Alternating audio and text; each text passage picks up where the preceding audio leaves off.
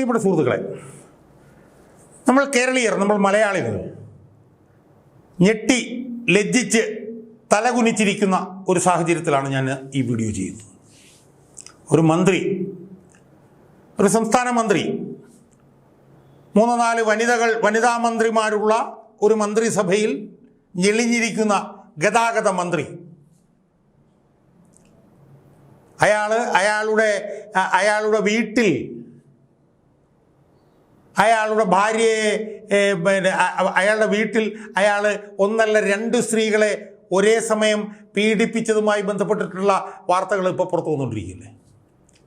അയാളുടെ വീട്ടിൽ നിന്ന് 2 സ്ത്രീകളെ പീഡിപ്പിച്ചു എന്നുള്ള വാർത്ത പുറത്തു പറഞ്ഞിരിക്കുന്നത് ആരാ? അയാളുടെ ഭാര്യയാണ്. അയാളുടെ ഭാര്യ 10-18 വർഷക്കാലമായി ഒരു ഉന്നത സ്ഥാനത്ത് പ്രവർത്തിക്കുന്ന അയാളുടെ ഭാര്യയാണ് ഈ വിഷയം പുറത്തു പറഞ്ഞിരിക്കുന്നത്. നമ്മളൊന്ന് ആലോചിച്ചു. അയാൾ ഇരിക്കുന്ന മന്ത്രിസഭയിൽ വീണ ജോർജ്, പിന്നെ ആർ ബിന്ദു, പിന്നെന്താണ് ചിഞ്ചുറാണി, 3 വനിതാ മന്ത്രിമാരുള്ള ഒരു മന്ത്രിസഭയിൽ ഇരിക്കുന്ന ഒരു മന്ത്രിയെക്കുറിച്ചിട്ടാണ് ഈ ആരോപണം വന്നിരിക്കുന്നത്. അതിഗുരുതരമായിട്ടുള്ള ആരോപണം. ഉച്ചയ്ക്ക് പട്ടാപ്പകൽ നട്ടുച്ചയ്ക്ക് തൻ്റെ വീട്ടിൽ 1-ലധികം സ്ത്രീകളുമായി ലൈംഗിക ബന്ധത്തിൽ ഏർപ്പെടുന്ന മന്ത്രിയെക്കുറിച്ച്, അയാൾ നടത്തിയ വൃത്തികേടുകളെക്കുറിച്ച്, അയാൾ തന്നെ എങ്ങനെയൊക്കെയാണ് പീഡിപ്പിച്ചത് എന്നുള്ളതിനെക്കുറിച്ച് അയാളുടെ ഭാര്യ തന്നെ വന്ന് പുറത്ത് പറയുക. സുഹൃത്തുക്കളെ, ഭാര്യ തന്നെ വന്ന് മാധ്യമങ്ങളോട് പറയുകയാണ്. അവരെ കുറേ വർഷങ്ങളായി എങ്ങനെയാണ് പീഡിപ്പിച്ചത് എന്നുള്ളത് സംബന്ധിച്ചിട്ട് അവർ സംസാരിക്കുകയാണ്. അവർ പോലീസിൽ പരാതി കൊടുത്തിട്ട് പോലീസ് വന്നിട്ട് അന്വേഷിക്കാതെ പോയതിനെ കുറിച്ചിട്ട് അവർ പരാതി പറയുകയാണ്. അവർ പോലീസിൽ പരാതി കൊടുത്തിട്ട് 3 ദിവസമായിട്ടും പോലീസിൻ്റെ ഭാഗത്ത് ഒരു അനക്കവുമില്ല എന്ന് പറഞ്ഞ് അവർ നിലവിളിക്കുകയാണ് ഒരു മന്ത്രിയുടെ ഭാര്യ. അതാണ് നമ്മൾ കണ്ടുകൊണ്ടിരിക്കുന്നത്. അങ്ങനെ നിലവിളിക്കുമ്പോൾ ഒരു മന്ത്രി ഭാര്യ തന്നെ വന്ന് താൻ നേരിട്ട പീഡനത്തെക്കുറിച്ചിട്ട് പറയുമ്പോൾ പീഡിപ്പിച്ച ആ നരാധമൻ, പീഡിപ്പിച്ച ആ സെക്ഷൽ ക്രിമിനലായിട്ടുള്ള ആ മന്ത്രി, അയാൾ പരസ്യമായി വന്നിട്ട് അയാൾ വീണ്ടും ഞെളിഞ്ഞു നിന്ന് ന്യായീകരിക്കുകയാണ്. സുഹൃത്തുക്കളെ, നിങ്ങളൊന്ന് ആലോചിച്ച് നോക്ക്. ചിന്തിക്കാൻ കഴിയുന്ന കാര്യമാണോ ഇത്? ആലോചിച്ച് നോക്ക്. ചിന്തിക്കാൻ കഴിയുന്ന കാര്യമാണോ? സാധാരണഗതിയിൽ ഇതുപോലെ ഒരു ആരോപണം വന്നാൽ ആ മന്ത്രി പിന്നെ ഒരു മിനിറ്റ് മന്ത്രിസഭയിൽ ഉണ്ടാവാറില്ല. അങ്ങനെയാണ് ഉമ്മൻചാണ്ടി മന്ത്രിസഭയിൽ അംഗമായിരുന്ന ഇയാൾ പുറത്തു പോകേണ്ടി വന്നത്. നമ്മൾ ഓർമ്മയില്ലേ, PJ ജോസഫ് പിന്നെ VS മന്ത്രിസഭയിൽ നിന്ന് എങ്ങനെയാണ് പുറത്തു പോയതെന്ന്? ജോസ് തെറ്റയിൽ എന്ന് പറഞ്ഞിട്ടുള്ള മന്ത്രി രാജിവെക്കേണ്ടി വന്നത് എങ്ങനെയാണെന്ന് നമുക്കറിയില്ലേ? നീലലോഹിതദാസ് നായർക്ക് മത്സരിക്കാൻ പറ്റാതെ പോയത് എങ്ങനെയാണെന്ന് നമുക്ക് ഓർമ്മയില്ലേ സുഹൃത്തുക്കളെ? അപ്പം അങ്ങനെ ഇതുപോലുള്ള ആരോപണങ്ങൾ ഉണ്ടായാൽ പോലും മന്ത്രിസ്ഥാനത്ത് നിന്ന് മന്ത്രിമാർ തെറിക്കുന്ന ഒരു സംസ്ഥാനത്ത് തൻ്റെ ഭർത്താവ് ആയിട്ടുള്ള മന്ത്രി അയാളുടെ വീട്ടിൽ നട്ടുച്ചയ്ക്ക് 1-ലധികം സ്ത്രീകളോട് ലൈംഗിക ബന്ധം പുലർത്തുന്നത് കണ്ട് അതിൻ്റെ വിഷ്വൽസ് എടുത്ത് പോലീസിന് പരാതി കൊടുത്ത ഒരു സ്ത്രീ, പരാതി അയാളുടെ ഭാര്യ തന്നെ കൊടുക്കുമ്പോൾ,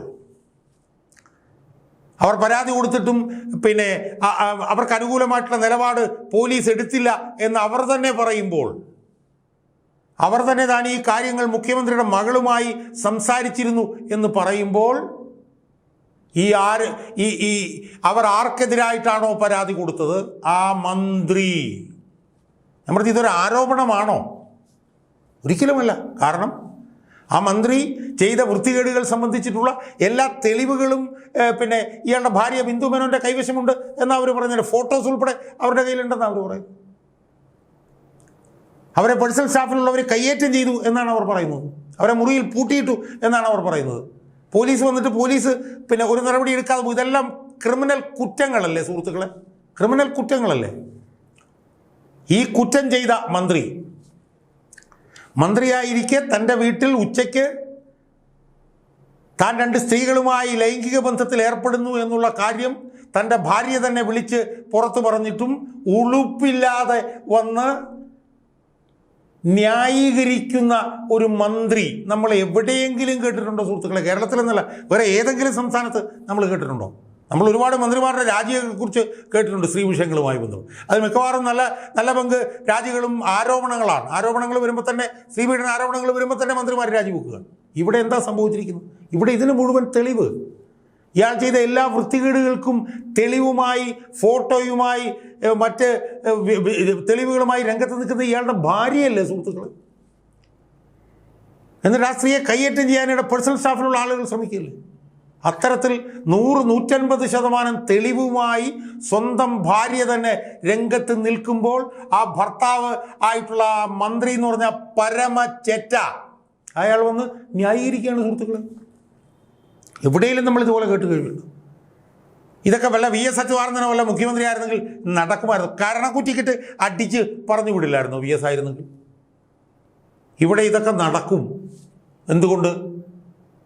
ഇവിടെ പിണറായി വിജയൻ എന്ന് പറഞ്ഞൊരു മുഖ്യമന്ത്രി ഇവിടെ ഇരിപ്പുണ്ട്. അതുകൊണ്ട് ഇതൊക്കെ നടക്കും. ഇപ്പം ഈ വിഷയത്തിൽ തന്നെ ശനിയാഴ്ച ഉച്ചയ്ക്കാണ് ഈ സംഭവം നടന്നത്. ഞായറാഴ്ച ഉച്ചയും കഴിഞ്ഞു, തിങ്കളാഴ്ച ഉച്ചയും കഴിഞ്ഞു, തിങ്കളാഴ്ച വൈകിട്ടായി. എന്തെങ്കിലും സംഭവിച്ചിട്ടുണ്ടോ സുഹൃത്തുക്കളെ? ഇവിടെ സംഭവിച്ചിട്ടുണ്ടോ? തെളിവില്ലാഞ്ഞിട്ടാണോ? സ്വന്തം ഭാര്യ തന്നെയല്ലേ ഇതൊന്ന് പറയുന്നത്? തെളിവില്ലാഞ്ഞിട്ടാണോ? ഈ പിണറായി വിജയൻ ഒരു മുരടനക്കിയിട്ടുണ്ടോ? പിണറായി വിജയൻ്റെ ഭാര്യയെ വിളിച്ച്, അല്ല പിണറായി വിജയൻ്റെ മകളെ വിളിച്ച് പറഞ്ഞു എന്ന് ഈ ബിന്ദു മേനോൻ എന്ന് പറഞ്ഞിട്ടുള്ള സ്ത്രീ പറയുന്നുണ്ടല്ലോ. അനങ്ങിയിട്ടുണ്ടോ ഇവിടെ? അനക്കയില്ല. അപ്പം തൻ്റെ കൂടെ നിൽക്കുന്നവർ എന്ത് ചെറ്റത്തരം കാണിച്ചാലും, എന്ത് നാണംകെട്ട പ്രവൃത്തി നടത്തിയാലും, എന്ത് മോശത്തരം കാണിച്ചു കഴിഞ്ഞാലും അതിനെ ന്യായീകരിച്ച് സംരക്ഷിക്കുന്ന ഒരു മന്ത്രി ഇവിടെ ഉണ്ട്. അയാളുടെ പേരാണ് പിണറായി വിജയൻ. ഇങ്ങനെ സ്വന്തം ഭർത്താവ് തന്നെ കാണിക്കുന്ന വൃത്തികേടുകൾ തെളിവ് സഹിതം പുറത്ത് ഒരു ഭാര്യ കൊണ്ടുവരുമ്പോഴും മിണ്ടാതെ അനങ്ങാതിരിക്കുന്ന ഇയാളാണ് രാഹുൽ മാങ്കൂട്ട് എന്ന് പറഞ്ഞ ചെറുപ്പക്കാരനുമായി ബന്ധപ്പെട്ട് എന്താ ചെയ്തത് സുഹൃത്തുക്കളെ? ഏതോ ഒരു സ്ത്രീ വിദേശത്തുനിന്ന് പരാതി കൊടുത്തു. അപ്പോഴേ പൊക്കിയെടുത്ത് ജയിലിൽ കൊണ്ടിട്ടു 18 ദിവസം. വേറൊരു സ്ത്രീ വന്ന് പരാതി പറഞ്ഞ് ആ നിമിഷം തന്നെ അയാൾ സ്ത്രീയുമായിട്ട് സംസാരിക്കുന്നു, പിന്നെ ക്രൈംബ്രാഞ്ച് മേധാവിയെ വിളിക്കുന്നു, FIR ഇടുന്നു, പിന്നെ എല്ലാ കാര്യങ്ങളും ചെയ്യുന്നു. ഇവിടെ ഇത്രയധികം തെളിവുണ്ടായിട്ടും ഈ 3.5-4 ദിവസമായിട്ട് ഇയാൾ അനങ്ങിയിട്ടില്ല സുഹൃത്തുക്കളെ. ഒന്ന് ആലോചിച്ച് നോക്കും, എത്ര ഭീകരമാണ്. ഏറ്റവും പ്രധാന കുറ്റവാളി ശരിക്കും പിണറായി വിജയനല്ലേ എന്നാണ് ഞാൻ ചോദിക്കുന്നത്. ഇവിടെ ഈ നരാധമനെ, ഈ പരമചെറ്റയെ, അയാളെ ചാണകം മുക്കിയ ചൂല് കൊണ്ടടിക്കാൻ ഇവിടെ ഈ നാട്ടിൽ ആരും ഇല്ലേ? രാഷ്ട്രീയ നേതാക്കന്മാർ, പിന്നെ അല്ലെങ്കിൽ രാഷ്ട്രീയ പാർട്ടിയുടെ ആളുകളാരും ഇവിടെ ഇല്ലേ? എനിക്ക് അറിയാൻ മേലെന്നിട്ട് ഞാൻ ചോദിക്കുക. ഇത് നടക്കുന്നത് UDFൻ്റെ ഭരണകാലത്തുള്ളായിരുന്നെങ്കിൽ നമ്മളൊന്ന് ആലോചിച്ച് നോക്കി, എന്താകുമായിരുന്ന അവസ്ഥ? ആ മന്ത്രിയുടെ സ്ഥിതി എന്താകുമായിരുന്നു? ആ രാഹുൽ മാങ്കൂട്ട് എന്ന് പറഞ്ഞ ആ ചെറുപ്പക്കാരനെ എന്തൊക്കെ തരത്തിലാണ് ആക്രമിച്ചത്? അയാൾക്കെതിരെ ചീമോട്ട എറിഞ്ഞില്ലേ ഇവിടെ? ആരോപണത്തിൻ്റെ അടിസ്ഥാനത്തിലല്ലായിരുന്നു. എന്നിട്ട് ഈ മന്ത്രി വൃത്തികേട് കാണിച്ച് 4 ദിവസം കഴിഞ്ഞിട്ടും ഒരനക്കവും ഇല്ല ഇവിടെ. അതിൻ്റെ പ്രധാനപ്പെട്ട കാരണം ഇവിടെ പിണറായി വിജയൻ എന്ന് പറഞ്ഞ ഒരുത്തനും ഇവിടെ മുഖ്യമന്ത്രിയായിട്ടിരിപ്പുണ്ട് എന്നുള്ളതാണ്.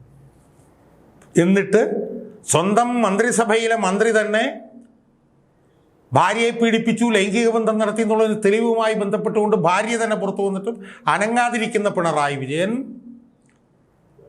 സ്ത്രീ സുരക്ഷയുടെ 10 വർഷങ്ങൾ എന്ന് പറഞ്ഞ് പ്രചരണം നടത്തുകയാണ് സുഹൃത്തുക്കളെ. എത്ര ഒന്ന് ആലോചിച്ച് നോക്കുക. ഇത് കേട്ടുകേഴ്വിയുണ്ടോ? അവൾക്കൊപ്പം എന്ന് പറയുകയാണ്. അവൾക്കൊപ്പം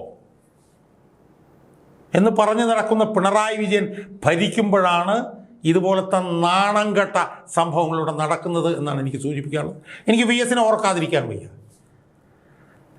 VS മുഖ്യമന്ത്രി ആയിരിക്കുമ്പോഴാണ് അയാളുടെ മന്ത്രിസഭയിൽ ഇതുപോലൊരുത്തിന് ചെയ്തു കഴിഞ്ഞാൽ VS പുറങ്കാല് കൊണ്ട് തൊഴിക്കുമായിരുന്നു ആ മന്ത്രി എന്നുള്ളത് എനിക്ക് ഉറപ്പാണ്. ഇംഗ്ലീഷിൽ പറഞ്ഞാൽ VS would have booted him out of the cabinet എന്നുള്ള കാര്യത്തിൽ എനിക്ക് ആരും സംശയവുമില്ല.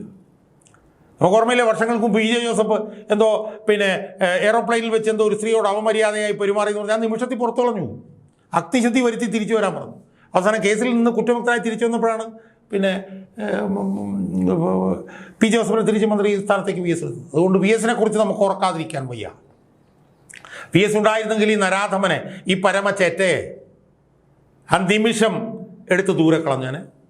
എന്നാൽ പിണറായി വിജയൻ ഇരിക്കുമ്പോൾ ഈ വൃത്തികേടുകളും ഈ ചെറ്റത്തരങ്ങളും കാണിച്ചവൻ അവൻ വന്നിട്ട് ന്യായീകരിക്കുകയാണ്.